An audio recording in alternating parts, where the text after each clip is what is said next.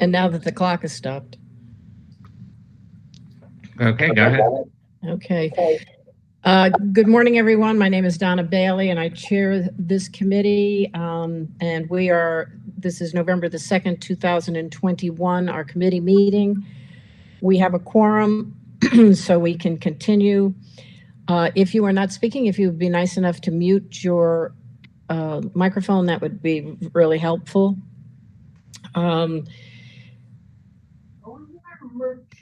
If you have a copy of the agenda, we are going to approve, if everybody's had a chance to read the minutes from the last meeting, can we have a call to accept those minutes? So moved. Okay. Second. Okay. Then those minutes are passed. Now we'll go into the discussion period, and from the city, which is Annette Mosley, and she's going to bring us up to date on everything cool in Cityland. Good afternoon. A couple of COVID-related points for you. As you may be aware, the county has, in fact, extended the mask mandate till the end of November, and the city will be following suit.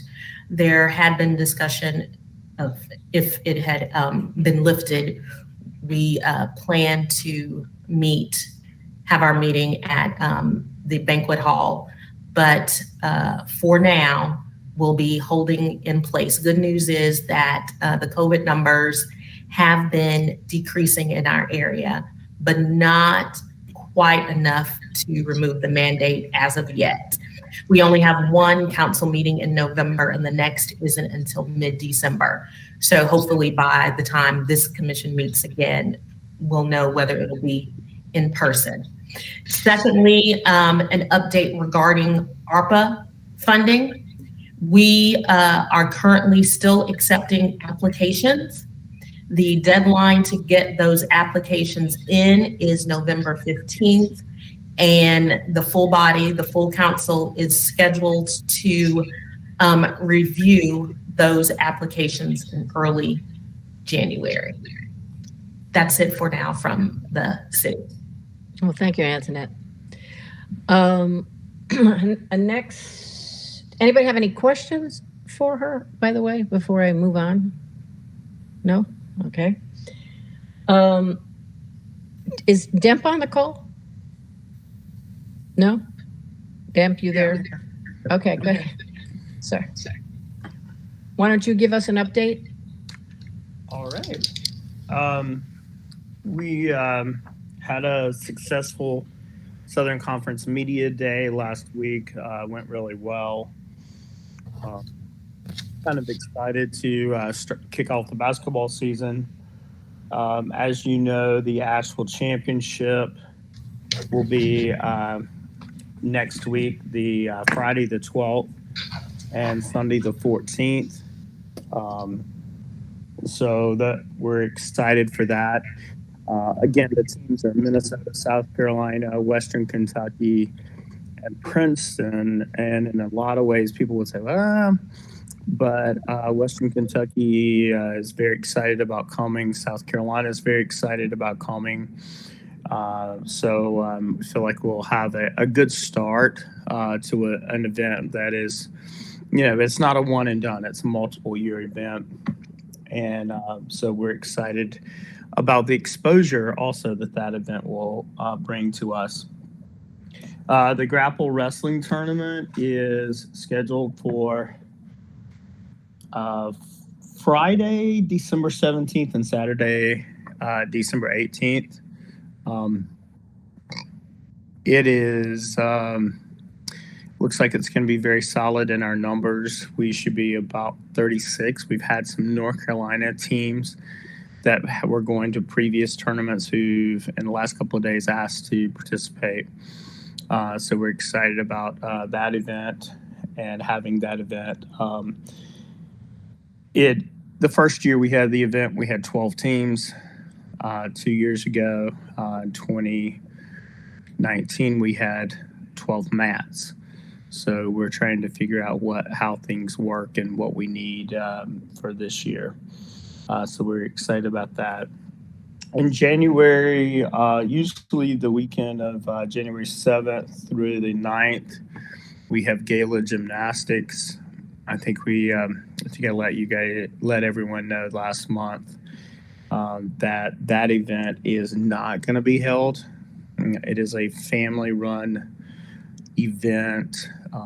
The two ladies that run the event, their mother and father-in-laws and grandparents and children all come in, and one of the owners' husband is a physician, and just did not feel at this time with transmission rates still trending in the children's area that they wanted to risk the health of not only the participants but also the organizers.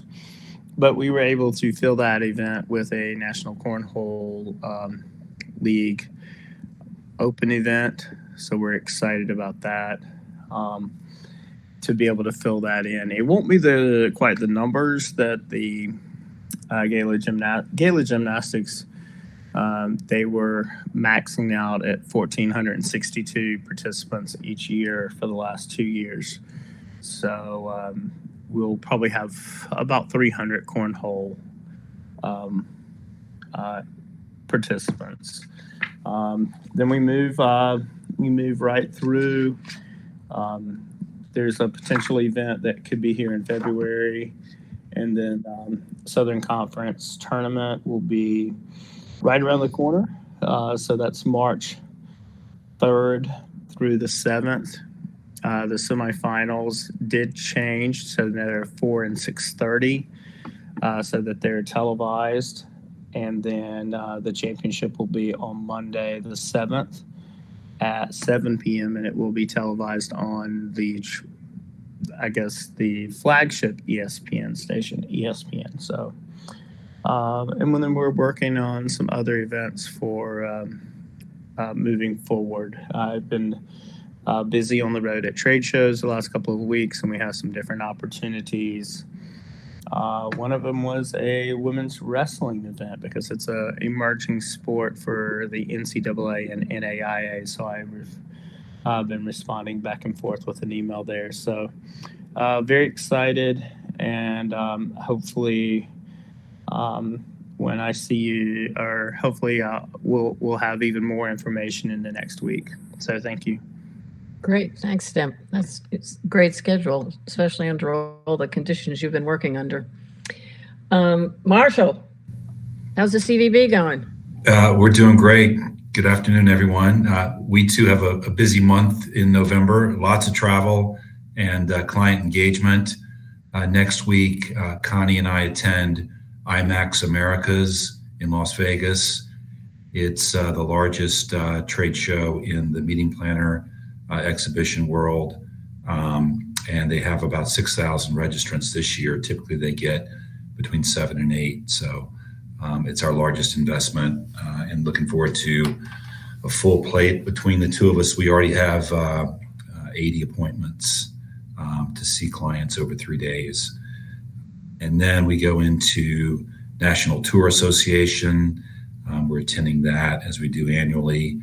And then the week following, we have our 48-hour FAM. We have 12 customers coming in from various market segments and showing them what Asheville is all about.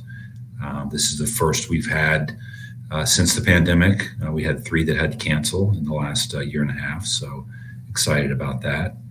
And then last week of the month in early December, we're at Travel South International, which is an international trade show of receptive operators and international buyers, mainly in the leisure market. So that's what's going on travel-wise. And happy to report our lead level and interest level in the month of October improved. If you recall, the month of September, which I reported last month, we were about 60% of 2019 pace.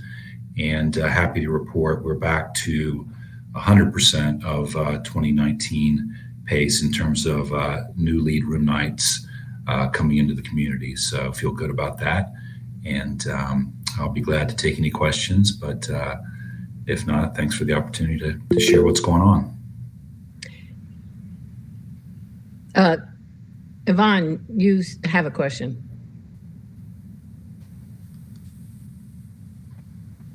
Thank you. There's my mic. I just noticed in the newspaper that you have exceeded expectations for August. And how many new room nights or rooms do we have coming online this fall? You mean new supply? Yeah. Yeah, so we just toured a Candlewood Suites on Tunnel Road that just opened, about 120 rooms.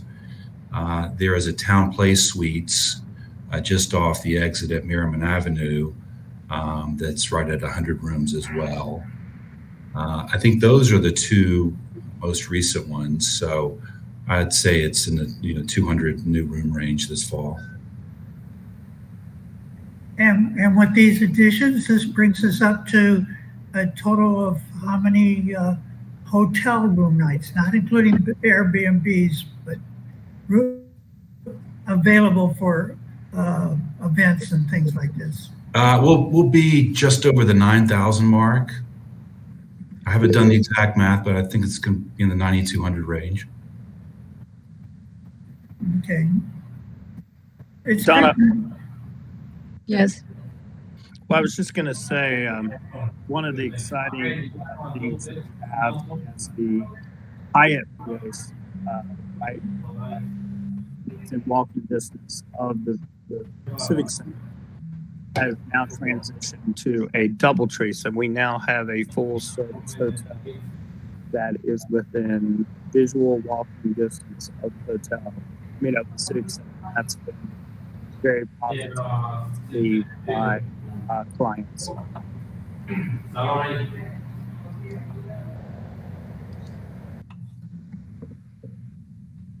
Okay. Marshall, what's happening in the industry itself?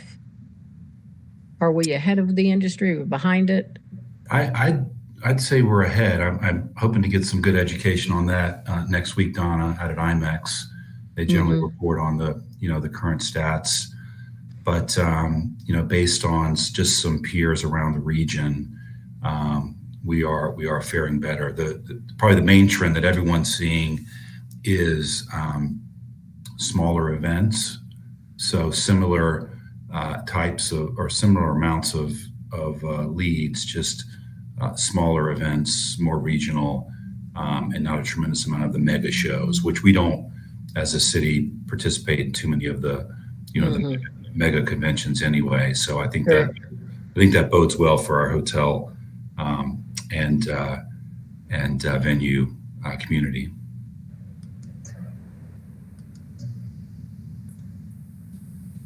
Yvonne, had you finished your questions? I'm sorry. Well, I'm really anxious to know how we're going to anticipate once we get the Civic Center back in full availability, that we're going to be able to continue to build the rooms and fill the arena and the Thomas Wolfe. So I'm looking forward to these issues to come forth. And I think the city should be more aware of what we are working on from the city council standpoint, that we are constantly trying to develop our tourists to participate with the Civic Center and with Thomas Wolfe. So having those rooms available makes the package even more greater, and the need to succeed and putting the pressure on everybody on this commission and Chris to make it happen. So that's my statement. Well, thank you. I appreciate that. Demp is asking about the Crown Plaza. I wasn't sure that went so fast. Sorry. Yeah, Demp? I didn't see. What was the question, Dan? I was just asking, what's the anticipated start for the Embassy Suites? Because that's going to impact the facility also. Oh, yeah. They were definitely supposed to start this quarter with about an 18-month to 2-year build.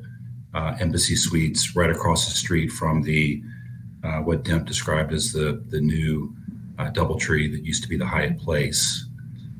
So I don't have a groundbreaking date, but I can try to get that.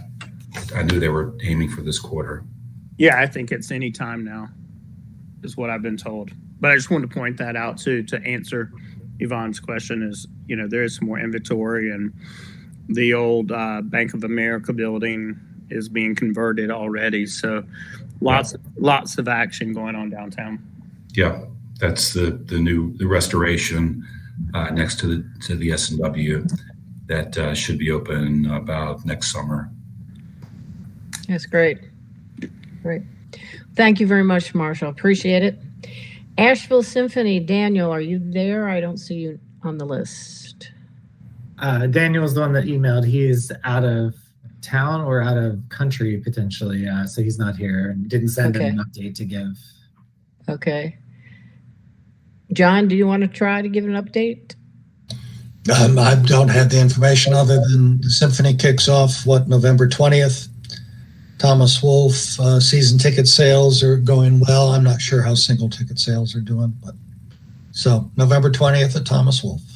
Okay, great. Thank you. And now let's hear from our staff, our great staff that has worked so hard through keeping things going through these unprecedented times. Chris, you've got the floor. Okay. Well, at this point, they're precedented, so like nothing. I'll do upcoming events first, just because I think the other item might turn into a little longer discussion. So we just wrapped up a 3-night run, 4 days in the building with Billy Strings, sold out each night at around 6,000 tickets. Our no-show rate was not nearly as high as it has been of late. So we were closer to a 7 to 10% no-show rate per night instead of a 25 to 30% no-show. So we were pretty full, which was great. It was his first arena headlining shows, and conveniently 3 nights sold out in about 17, 18 minutes. And he kind of blew up pretty quickly. And hopefully we can turn this into a thing that happens every year. No guarantee on that, but we're trying. Coming up, we've got a show tonight, a band Camp, CAAMP, which is sold out in the Thomas Wolfe Tattoo Convention later this month. A couple more concerts with the Avett Brothers, Jason Bonham's Led Zeppelin Experience, Toby Mac, Jeff Dunham, sold out in the arena. November is a crazy month for us. We have more events booked than days at the moment, so it's kind of crazy around here. Nobody really got any sleep last weekend. Looking forward, February, March, April are really lining up right now. We just announced at the same time this meeting started a 2-night arena concert run with Humphreys McGee in February, which is resuming what they had been doing with us every year for I think 3 or 4 years before COVID shut us down. We also confirmed a separate 2-night arena concert run for March last week and a separate 2-night arena run for April last week that we'll be announcing in the next couple weeks. So things are looking up. We also have a really large event in February that, barring 1 or 2 more small things that'll come together or not this weekend, we'll be announcing on Tuesday next week, hopefully. So things are really coming around. Upcoming event-wise. And then SoCon tickets went on sale today, potentially. Might have been yesterday, but SoCon tickets are now up and available as well. So things are coming. Any questions on upcoming events? No? Hey, Chris, SoCon tickets went on sale yesterday, and there are no courtside seats, which is incredible because when we started that program 4 years ago, we sold 4. So we're already out of courtside. That's a win right there. That's great. That's for sure. That's great. All right. So we added this venue COVID policy discussion point, mainly just to kind of get y'all's thoughts, opinions. We have no intention, at least on the staff side, of changing our COVID policy anytime in like the immediate future. But just to give a brief history of how we got to where we are, and we're now trying to think of like, what is our exit plan and how is that going to work and what's the timing of that? So late July, our buddy Delta variant showed its head and kind of changed the world of music yet again. And a lot of venues moved to proof of vaccination or negative tests required to enter their facilities. We were one of those venues. It kind of all came together in about a 3-day period prior to a 3-night sold out run with widespread panic. And we've been operating under that policy since. So in order to enter proof of vaccination or proof of a negative test within 72 hours is required to get into the building. Right now, which was not the case whenever we set this policy in place, there's also the countywide mask mandate. When we put the policy in place, there was no masking mandate at all. So we felt like this was the way to help people feel safe around it. Also, we had lots of discussion with the county on how to have the large mass gatherings. So mask mandates currently in place through November 30th in addition. And really, it depends on the show, right? So like we haven't had a symphony event yet, but I'm imagining when we get to November 20th for that first symphony show, policing masking is going to be very easy. No problem. People will probably comply and it'll be a very easy conversation if someone takes their mask off, hey, put it back on. When we've had rock concerts this past weekend with Billy Strings, where it's a big 3,500 person general admission floor, plus another 2,000 or 3,000 people in the seats, this is not physically possible to police the masking. And it's honestly, 15, 20% of the crowd might have masks, and that might be gracious. But they're going through the proof of vaccination and negative tests. We're offering rapid tests at the door.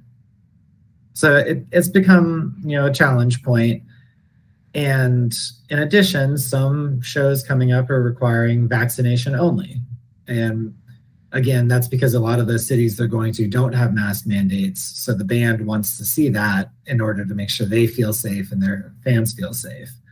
What we're starting to run into now as we're booking and announcing our spring season is everyone wants to know when our policy is going to go away or what the policy is going to be in, say, April or May.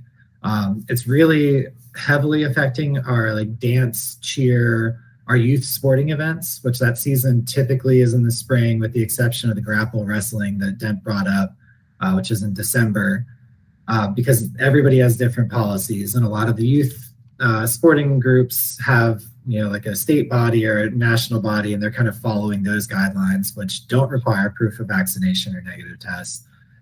Basically just require whatever local required mandates are.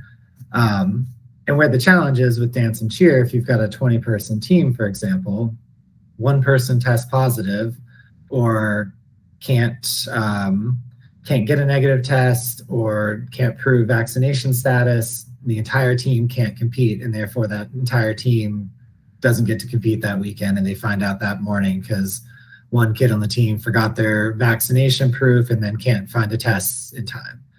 And so we're having a lot of people wanting to know when we're going to back down on it, how it's going to look. And so like an exit strategy from this is going to have to come eventually, right? Whether it's 2 months from now, 6 months from now, or a year from now, whatever that is. So I guess I'm just kind of curious on what people's opinions are on like, how tight should the venue be? Should it just be for gatherings over X number of people? Should it be for certain types of gatherings? Should we just follow county mandate for trade shows and sporting events, but then for bigger ones where people are shoulder to shoulder different? Like, we've kicked around 5 million ideas staff side. I'm curious what y'all's thoughts might be.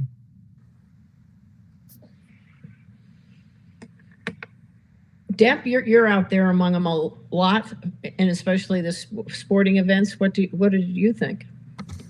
Well, I mean, one of the one of the things that we're talking about, or we have to deal with, is right now with high school sports, there's no testing.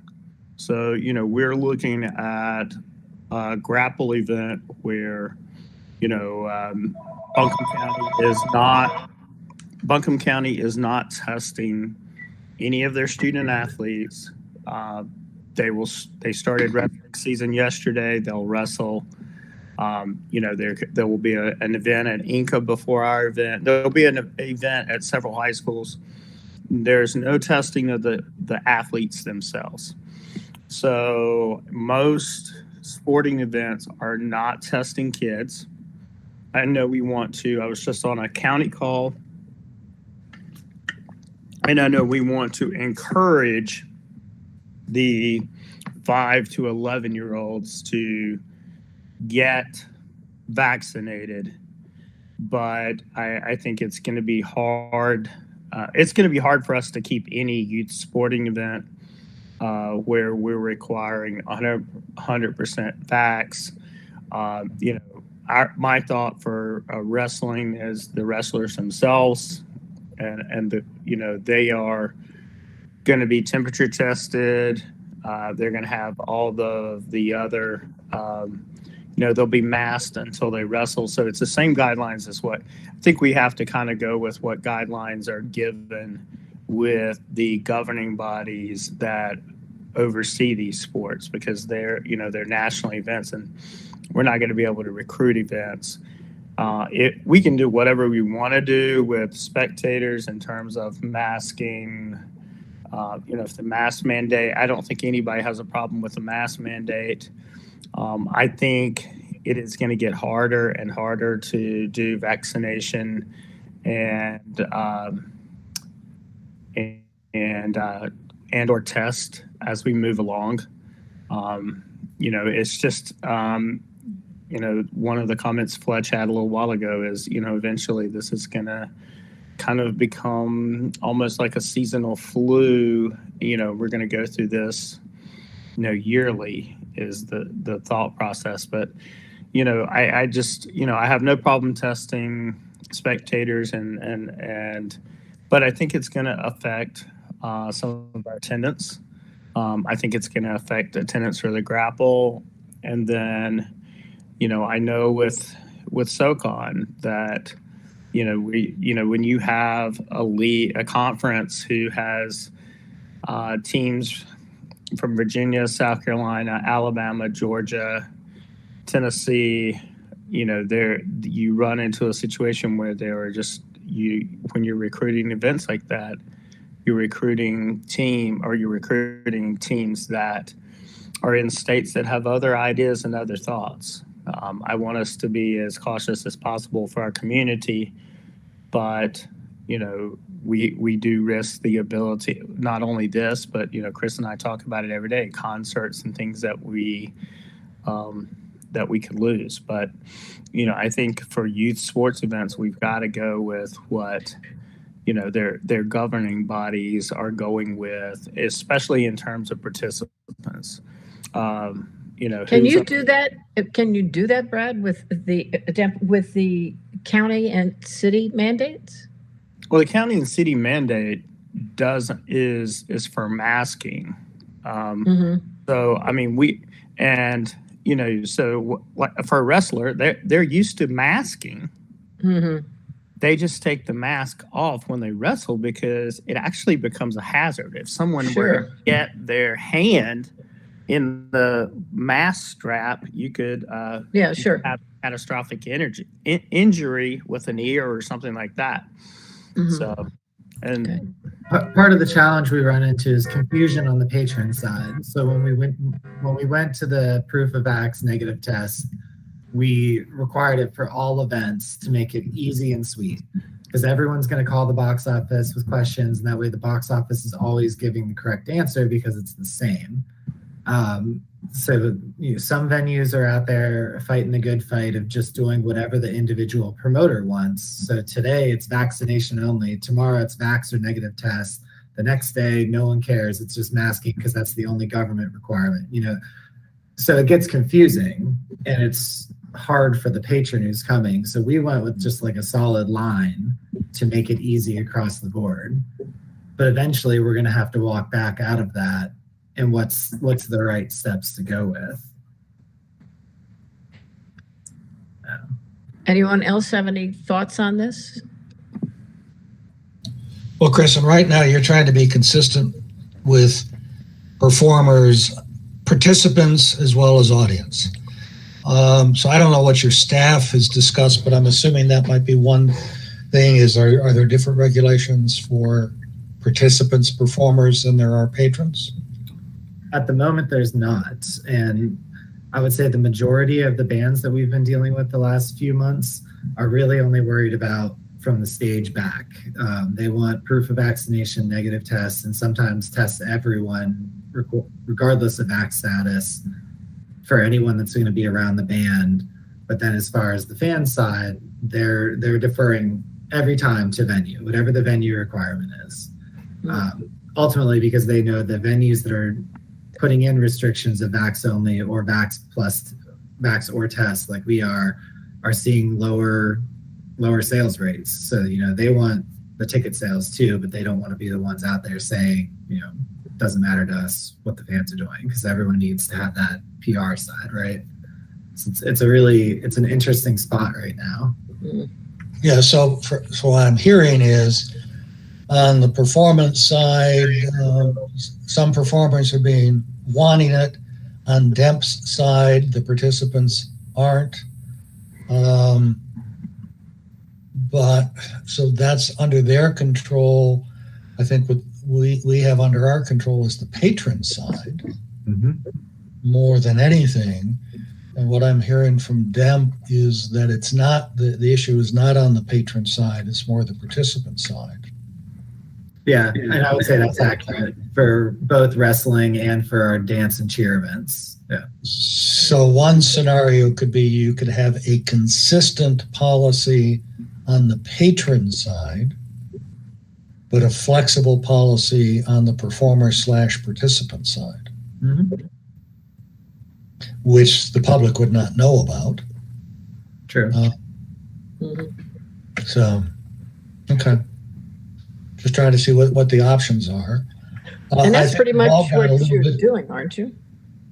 Not really, no. Like right now we're requiring also bands, performers, etc., to show proof of vaccination, negative tests. For example, all the craft fair vendors, when we had the craft fair a couple weeks ago, we went through and checked everyone, required a test for those that couldn't provide proof. So we've been doing it for everyone, vendors, stagehands, anyone in and out of the building at the moment. So Chris, where's the greatest potential pressure to change? Which side is it coming from, the patron side or the performer/participant side? I'd say both. Yeah, it depends on the show, but both. We've got any of the country shows, the pressure to change is coming from the public and the band. Whenever it's a middle ground type of show, the pressure is coming a little bit from the public, but a little bit from the band.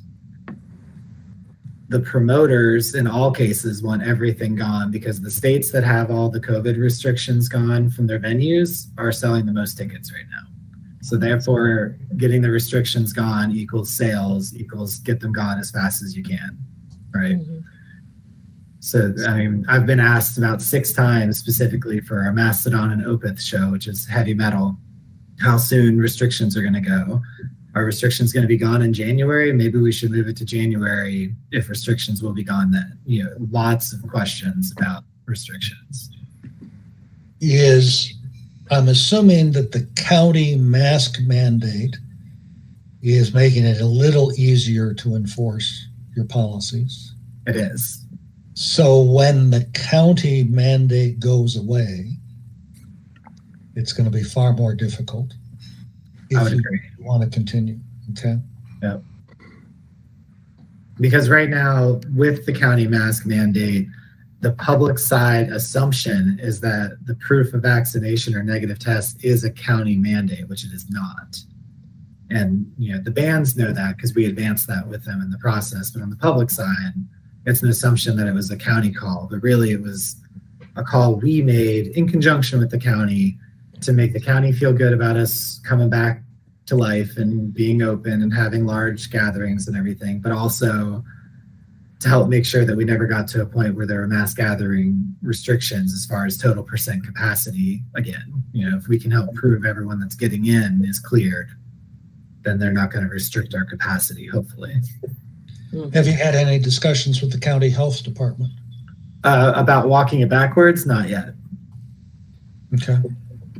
Trying to get a lot of opinion from our individual stakeholder groups before I go back with an idea to them.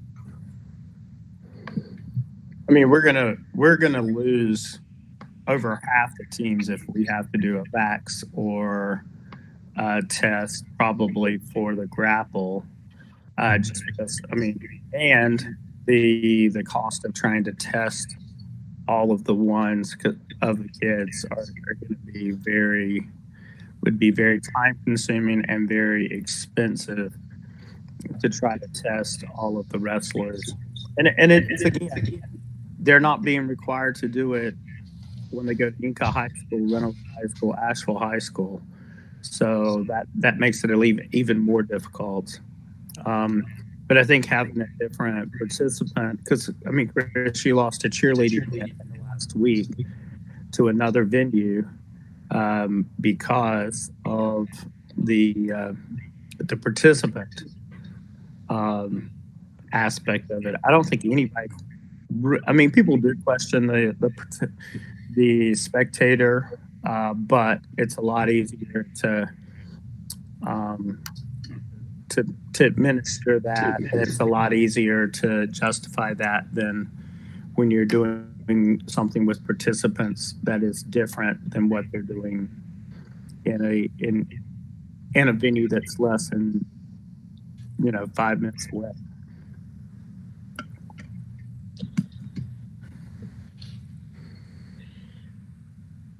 Yeah, so when it gets down to it, the county is controlling the masking, which, that's real simple. They either do or they don't. The question is, how long do you want to continue the testing or the vaccination part is really what you're asking. Because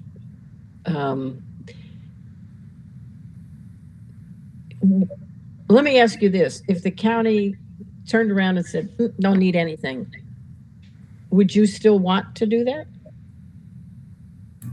I mean, I think we would still need to do it for the events that we're already on sale with.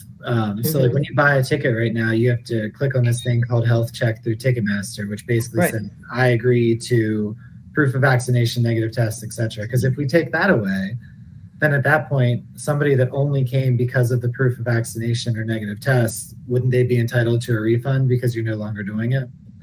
So and that's part of it too, like we're now going on sale with events in like March, April, May. Is that really going to be necessary then? But if we don't require it now when you buy a ticket, but then we do when the show comes, then again, shouldn't we be offering a refund to people that don't feel comfortable coming? So it's that weird, when do you stop, when do you start? And I know there's no solution today, but it's like, that's probably like our number one issue that we're dealing with right now is like, what is COVID in 4 months? And I know we all have never been able to predict COVID yet. But it's like, can you not on your ticket put a clause that says, depending on the mandates at the time of the city and the county? You can, but this isn't a county or city mandate. Oh, I see what you're saying. I'm sorry. Yeah. Won't there be some lead time for you to adjust as we see what COVID does over the winter, through the spring? There will be, but for example, like if an event's in May, that event's going on sale now-ish. So like you have to give the restrictions now in order for people to know what they're expecting. So it's tricky, right? It's tricky. And everything that I'm reading and the doctors that I know that are pulmonologists that are fighting this, they're all just saying we're going to be status quo like this, a little bit more, a little bit less for the next couple of years. So I don't know that this is something that we just roll back. It's I feel like we're kind of in this place now for a year or two, and at least that's what all of they feel. I don't know. That's what they say. But who knows? As you said, but I feel like just watching like the big stadiums, MSG, and all these places, they're very strict with what they allow patrons. Right? They're making everyone get tested, and I don't know. Of course, that's a whole city, man. New York City. It is, exactly. That's the whole city mandate. Yeah. Well, I don't think we want it to boil down to business versus public health, but that is the perception. And I would hate to see it be that someone decided that business is more important than public health. Would you maintain, if you got rid of the vaccination required, still try to maintain? Chris, county does away with the mask mandate. Would scenario do away with vaccination but still try and have a mask requirement within the Civic Center? But again, you go back to some events, it's actually realistic and some it's not. I mean, when we have a concert on New Year's Eve, which is just general admission and everyone's out New Year's even, I think you can imagine how realistic it is to keep masks on people all night. And like, if they're holding a beer in their hand, which most people are the majority of the time they're standing inside this building, are they actively eating or drinking? So it's, the mask feels, I don't want to say this the wrong way, but the mask feels less important to me personally than the proof of vax negative test, because that's kind of like your clear check that people are either vaccinated so they have a better chance of not contracting or not getting it in a bad way, or they've proved that they have cleared a negative test either right there at the door or in the last 2 days. Okay. And the refund issue, you're going to face that either way, so I don't think that is a consideration. Can be a consideration, because you're going to face it on either side of this decision. Yep. But you have already said that you pretty much know what each of those markets, what their preferences are. So, if you look out to May, you can, maybe you want to say, you go by the market. And yeah, we have it. Yeah, we don't. But I mean, but to your point, we have no idea what May will be like. Yeah, I mean, the best for business and public health solution is you change it for every single event based on what's best for that event and most realistic. But then it's just very confusing, 1 for staff, 2 for the actual operation, and 3 for public. But there's venues out there that are doing it. So there's models there. There's other venues that are working that way. Interestingly enough, AEG and Live Nation had announced, a couple months ago that starting October 1st, they were vaccine only, and they've already walked that back. And so now I think starting January 1st, they're going to start accepting vaccine or proof of negative test. So, I mean, it's constantly in flux, right? Mm-hmm. Yeah. Well, in the best of all possible worlds, you would want to walk this back based on the numbers. Does it benefit you at all to have a hoped for, say, we hope to be out of this requirement by January 1, assuming that the downward trends continue? That's an interesting concept. And then working with public health to determine like what is that threshold that is when it goes over. And if it's stated in advance, this is the threshold, and then there's not a refund window there too. Because you're saying that if this, then this. Yeah, that's the goal. Yeah. It's not an arbitrary date, but that's the goal, to be out of it. Mm-hmm. If the numbers continue. Yeah, the date is the hard part. You know, so to your point, to John's point, if you take the date out of the equation, now it's more, where are we at that particular time with an out, a non-refund policy. You're buying it under knowing these conditions. Yeah, that's interesting. I like that. Hey, Chris, did you make this decision, or I mean, this body did not vote on the original decision, correct? Correct. And like, I'm not asking for a vote or anything now. No, we did this as a staff move because it just needed to happen whenever it was happening. So Yeah. I mean, so it almost would be, I mean, you're the expert at this, but letting you make the decisions based on what you feel is best for each event, because each event has a different exposure level. Mhm. So I think letting you make that decision versus, having a universal decision, because everything is different. And, if you feel like it's an event that presents a lot of exposure, then you can be tougher than, because it doesn't, I think that even if we go to a no mask, and I think there may be the look of, okay, well, if it's a crowd above a certain amount, then there could be a mask. So even if the county and city roll back the mask mandate, you could potentially have a mask mandate for crowds greater than 500 or something like that. So Yeah. it still could be different things. Mhm. Yeah. But I think giving you the authority, since you made the decision based on what promoters were asking, is But better Chris- than us trying to micromanage it. I don't think Chris is asking us to micromanage it. I think what he was asking is for some thoughts on it. His team is just, they've gone over it and talked to other venues. And sometimes in a discussion like this, because we're on the ground in this city, somebody like John comes up with a whole new concept that hasn't been considered. So that's really what Chris is asking for, is some concepts, thoughts about what might be he could do. But because at the end, he's the guy on the ground that has to make the decision. Chris, right now you have a universal policy rather than a case by case. Is it your preference to have universal rather than case by case? Yeah, ideally, yes, just because that's so much easier to do. But I would say it doesn't have to be. Every event is like Deb was just saying, every single event's different. So it's not like we're doing the same exact thing every event anyway. It's just for the people putting the info out there, for the Matthews that have to update the website and make sure that it's perfectly right every show. Because if that person shows up and says, this said 6x6x6 bag and I measured it, we need to make sure all that information is right. It's just easier if it's universal. Okay.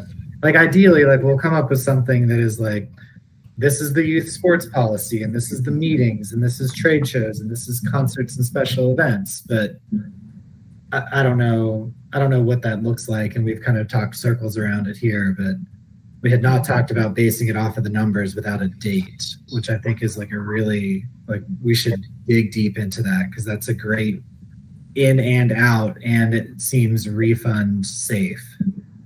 Mm-hmm. Well, finally, Chris, I think yes, this is a problem.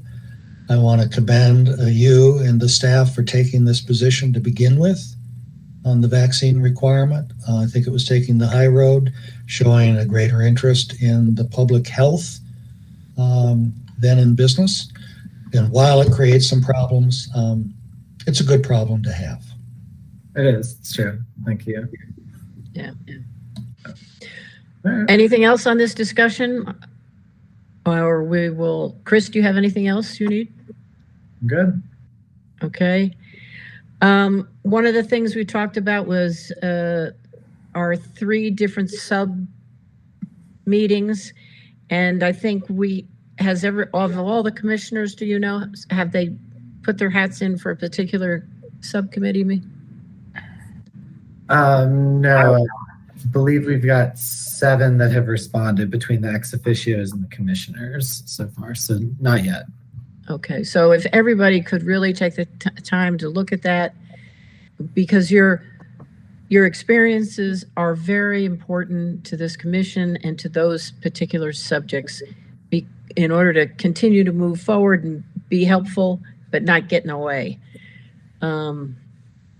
So if you'd look at it and try to get that done, maybe by the end of next week, it would be appreciated. Anything else that I haven't covered that needs to be covered? I'm looking at the agenda. It looks like any new business for any of the commissioners? The commission? No? Okay. Our next meeting will be December the 7th, 12 o'clock, virtual. Thank you all. A motion to adjourn. John, thank you. We are adjourned. Thank you so much all for taking the time to be on